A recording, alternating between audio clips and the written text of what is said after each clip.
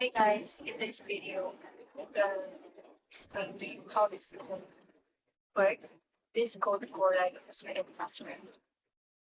So the first code, we have the number tray. Ito yung ginagamit para mag-check ng patterns of letters.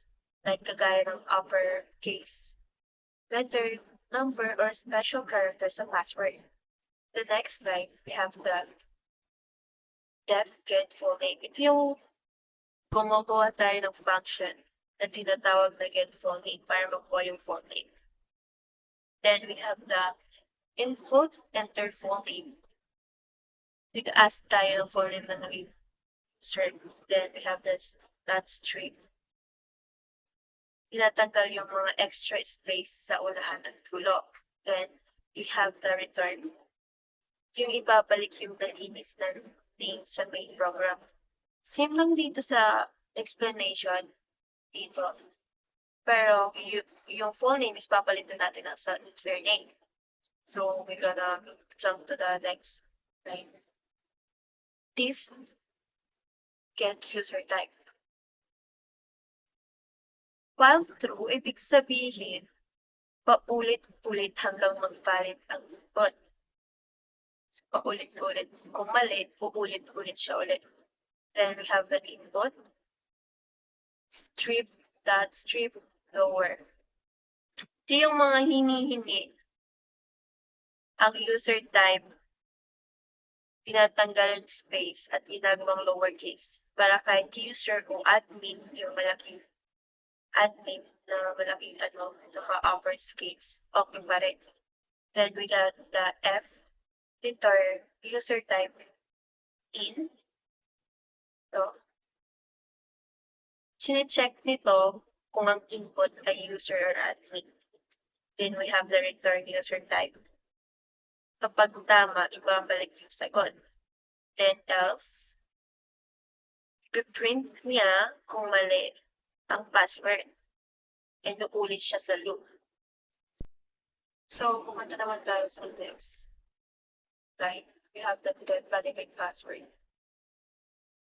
Dito, if link password less than 8, mag-print siya. I-check nito kung may maikli sa character, 8 character. At kung wala, mag-print siya ng warning ng password must be less 8 character long lang yung password. Then, dito naman sa fnet free.search, kapag walang uppercase letter, mag-print ulit siya ng password must contain at least one uppercase letter. Ito po. Same lang po siya dito sa explanation ng lower case letter. Mag-print po siya kapag walang kahit isa man ng lower case. Dito po, password must contain at least one lowercase letter.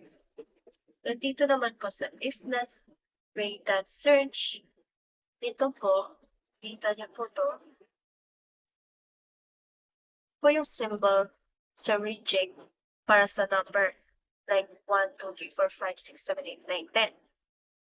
Kung walang number sa password, pag-print po siya ng password must contain at least one digit.